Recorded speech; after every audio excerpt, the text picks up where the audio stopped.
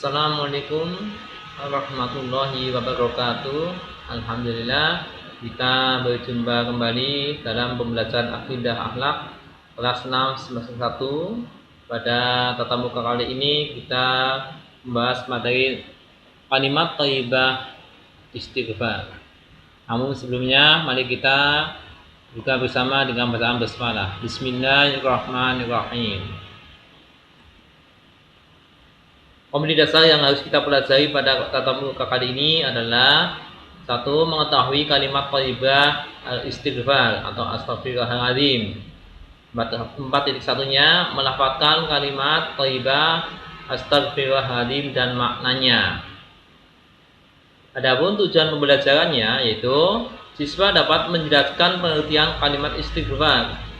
Siswa dapat menunjukkan waktu membaca kalimat istighfar. Siswa dapat menyebutkan hikmah membaca kalimat istighfar.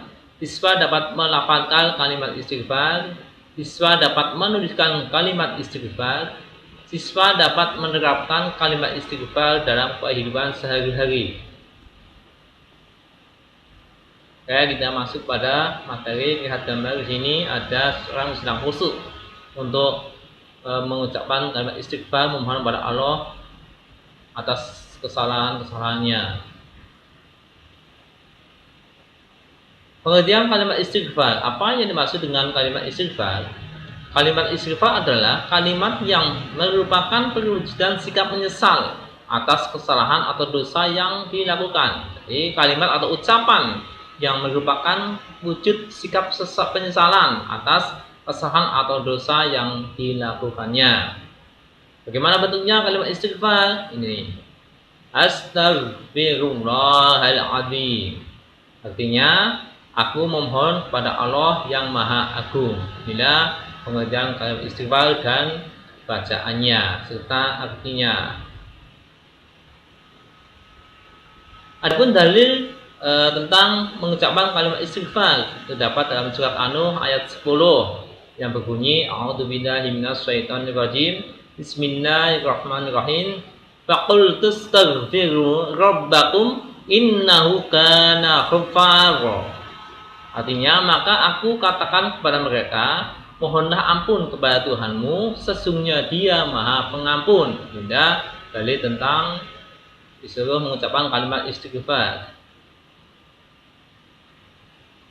Kapan kita membaca kalimat istighfar? Waktu-waktunya. Itu yang pertama setelah berbuat dosa atau salah, ya. Baik disengaja ataupun tidak disengaja, dosa terhadap Allah Subhanahu wa taala atau dosa atau salah samanya atau sama manusia. Apabila berbuat salah atau dosa kepada Allah Subhanahu wa taala, cukup kita mengucapkan kalimat istighfar dengan ikhlas dan sungguh-sungguh menyesal. Sedangkan jika berbuat dosa atau salah kepada sesamanya, maka kita selain mengucap kalimat istighfar, kita juga harus memohon maaf atau meminta maaf kepada yang bersangkutan yang telah kita salahi. Ya. Ingat bahwa jika kita berbuat dosa atau salah kepada Allah, cukup kita mengucapkan kalimat istighfar dengan ikhlas dan khusyuk dan rasa penyesalan. Tapi apabila kita berbuat dosa atau salah kepada sesama teman kita, teman kalian, maka kita selain mengucapkan kalimat istighfar juga kita minta maaf kepada yang bersangkutan. Yang kedua, pada saat berzikir setelah sholat, ini sudah menjadi kebiasaan seorang muslim setelah sholat hendaknya berzikir. Disinilah waktu untuk membaca istighfar. Yang ketiga, saat melihat tindakan yang tidak baik. Nah, jika kita melihat suatu perbuatan tindakan yang tidak baik, selain mengucapkan na'udzubillahi min dzalik atau tarji', kita juga mengucapkan kalimat istighfar. Yang keempat, saat terjadi kejadian penting. Nah, ada kecelakaan misalnya, ya, maka kita juga selain mengucapkan kalimat tarji' juga mengucapkan kalimat istighfar. Dan ketika terjadi gerhana, itulah waktu-waktu, contohnya waktu-waktu yang tepat untuk membaca atau mengucapkan kalimat istighfar.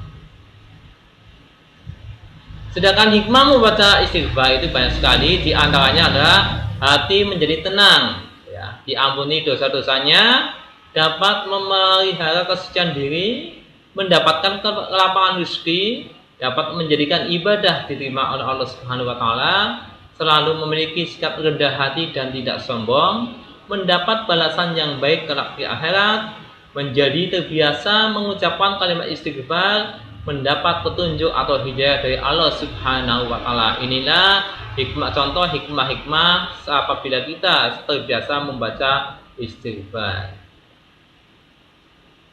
Bagaimana cara membaca kalimat thayyibah istighfar agar bermanfaat bagi kita? Yaitu kita harus mengerti dan memahami makna kalimat thayyibah astagfirullahaladzim, maknanya dan pengertiannya kita harus paham, ya. Yang kedua, meyakini hikmah mengucapkan kalimat thayyibah. Kita harus yakin apabila kita terbiasa mengucapkan kalimat thayyibah istighfar, hikmahnya banyak seperti contoh yang telah dijelaskan di depan tadi. Selalu diucapkan setiap berbuat kesalahan dan dosa. Selalu diucapkan, terbiasa. Membiasakan diri mengucapkan kalimat thayyibah. Nah, ini menjadikan pembiasaan mengucapkan kalimat thayyibah astagfirullahaladzim. Sudah terbiasa. Ketika melakukan kesalahan atau dosa, segera mengucapkan kalimat thayyibah astagfirullahaladzim. Termasuk ketika melihat orang lain berbuat kesalahan atau dosa. Nah, ini ya sudah dijelaskan tadi. Di dalam mengucapkan kalimat thayyibah astagfirullahaladzim dilakukan secara ikhlas dan terus-menerus. Disinilah poinnya. Jadi, dalam mengucapkan kalimat thayyibah astagfirullahaladzim hendaknya dilakukan dengan ikhlas dan kontinu terus-menerus, ya, tanpa paksaan, khusyuk dan rasa penyesalan telah berbuat salah dan dosa.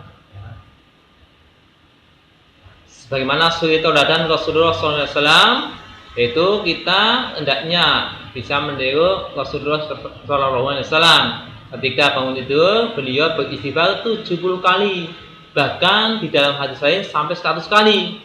Nah, padahal Rasulullah SAW adalah manusia maksum yang dijamin masuk surga, namun begitu hebat istighfarnya kepada Allah. Makanya mari kita bersama-sama berhati mencontoh kegiatan Rasulullah SAW itu beristighfar setiap saat. Mudah-mudahan kita semua termasuk golongan kaum yang mendapat ampunan dari Allah Subhanahu wa taala. Allahumma amin. Demikianlah tadi materi pada tatap muka ini tentang kalimat istighfar. Mari kita tutup bersama dengan bacaan hamdalah. Alhamdulillahirabbil alamin. Sekian, wassalamualaikum warahmatullahi wabarakatuh.